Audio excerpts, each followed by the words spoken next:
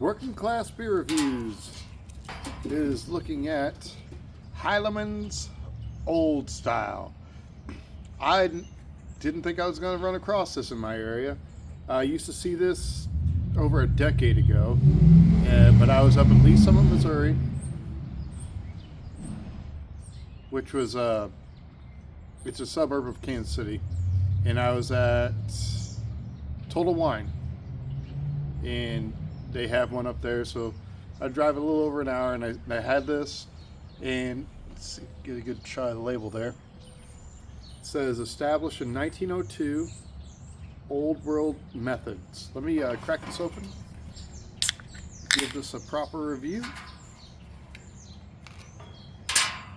I've got this Coors Banquet drinking glass. This is the only real legacy beer glass, because this used to be a legacy beer at one point in time.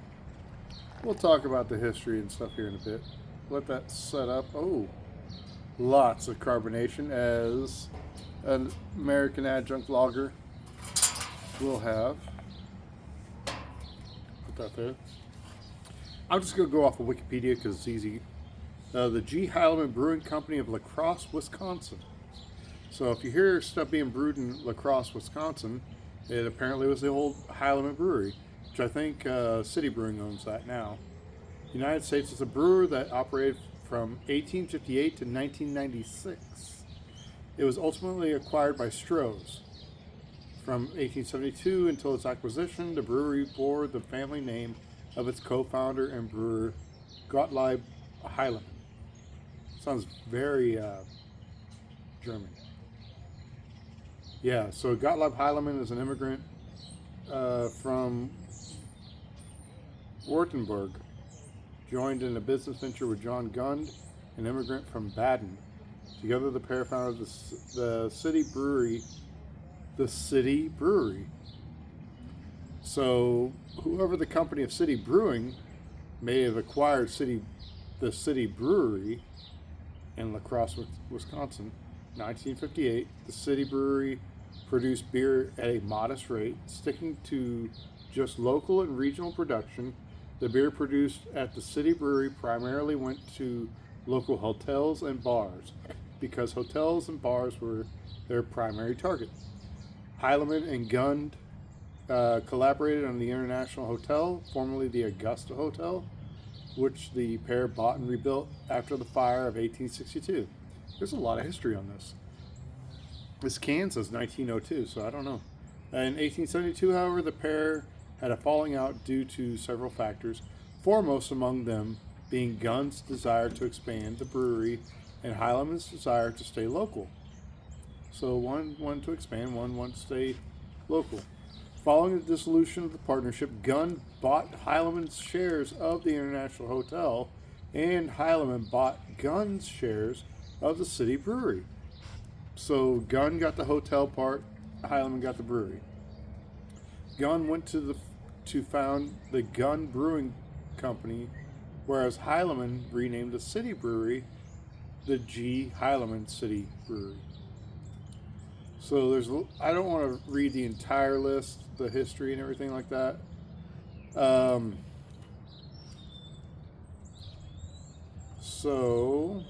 Several of the acquisitions were met with legal issues regarding the Sherman Antitrust Act, limiting monopolization of markets, despite a majority of industry analysts calling many of Heileman's proposed acquisitions would only intensify, not monopolize the industry. So,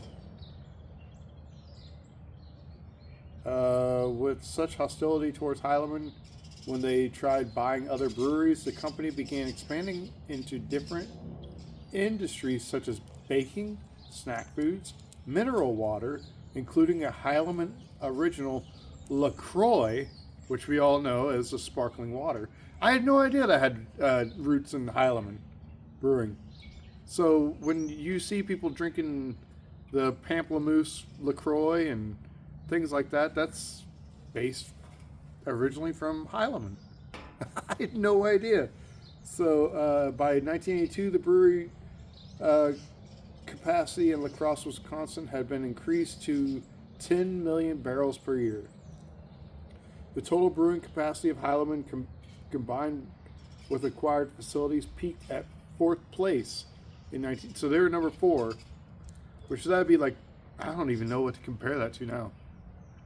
Because obviously Anheuser-Busch InBev is going to be the number 1. Coors and Miller combined together.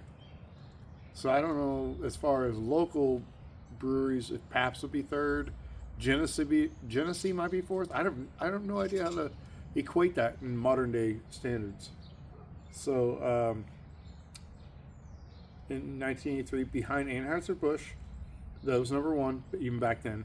Miller was 2, Stroh was 3, and Stroh by that time had acquired Schlitz, so that's probably what made them number 3. The company at the time was making over 17 million barrels per year, with annual sales over 1.3 billion. That's back in the early 80s. Dadgum.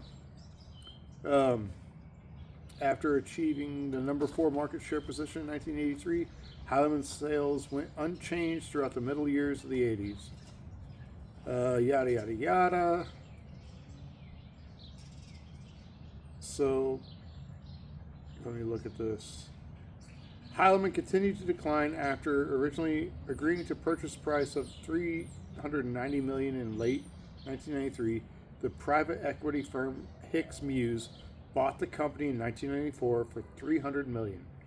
2 years later, it sold Heileman to Detroit-based competitor Stroh Brewery. So this is in 1993.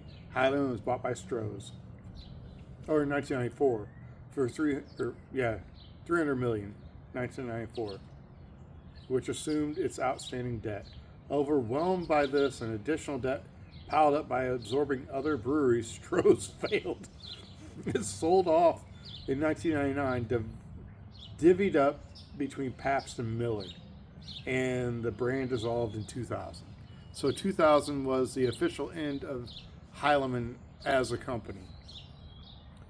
So the G. Heileman Brewery names, brands, and intellectual properties ended up with Pabst, which oversaw the brewing of several well-known Heileman brands, including Old Style, Special Export under the G. Heileman name, I still have beer in here. That was a crazy expose. So LaCroix came from Heileman. Anyway, we're not here to talk about LaCroix. We're talking about Heileman Old Style. Sorry about that, but you know what? I felt like it was necessary. This is like probably the only time I'm going to get a hold of this beer. So what do you get? A clear golden straw. Look at that head. Holds kind of like a Miller head, doesn't it? A little bit. Yeah, but super clear, streaming bubbles. Let's give it a smell. I'm sure it's got... There's no like mash bill. It does say on the can... Hang on. 4.6. So it's very similar to like a Miller High Life, Old Milwaukee, Pabst. They're the 4.6, 4.7 range, somewhere in there. Yeah, so very old school American lager. I'm assuming it's got corn in it. They pretty much all do. So yeah, it smells kind of like a Hamm's. It smells like a Pabst. Not super sweet though. It smells like you would expect, but that's not a bad thing. I mean, if this is what you're going for, if you can get this, I paid for a 12-pack, paid like $13.99, but I did that because I'm never going to find it again, and I wanted to review it. I've seen advertisement, like old school advertisements at flea markets and stuff for this stuff. It's cool. So anyway, let's take a sip.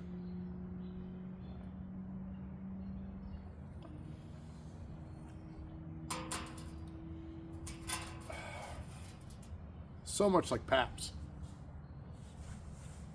You know, and it was a direct competitor to Pabst up to a certain point.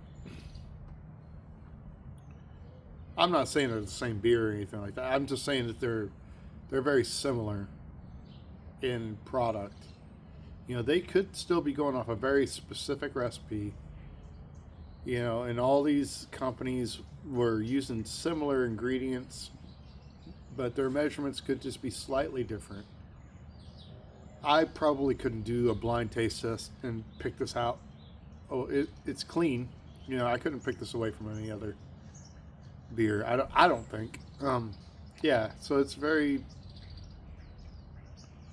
clean. Yeah, it's not as hoppy as. Well, that's what I'm saying. When I drink Pabst, when you drink Pabst, you get that kind of bitterness. It's not like a clean hoppy bitterness. Do get carbonation.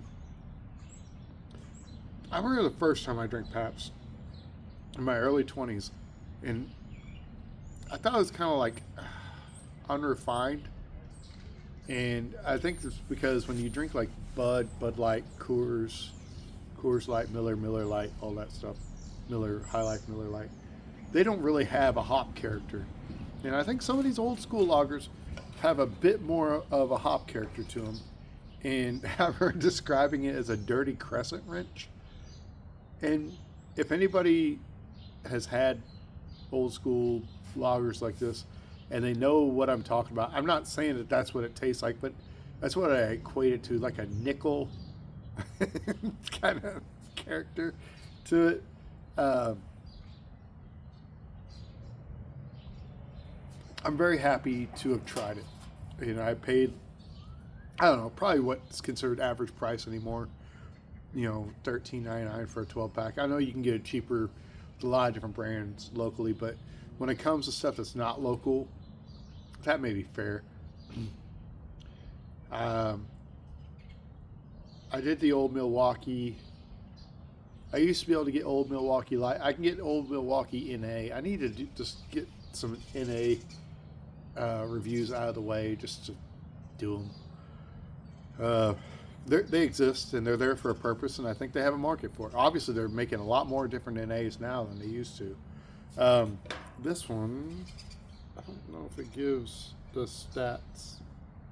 Yeah, oldstylebeer.com. So there is a website. I haven't looked at it. G. Heileman Brewing Company, La Crosse, Wisconsin. So yeah, so when you anymore, if you see a newer style beer that says La Crosse, Wisconsin, that's not G. Heileman Brewing. It's City Brewing. So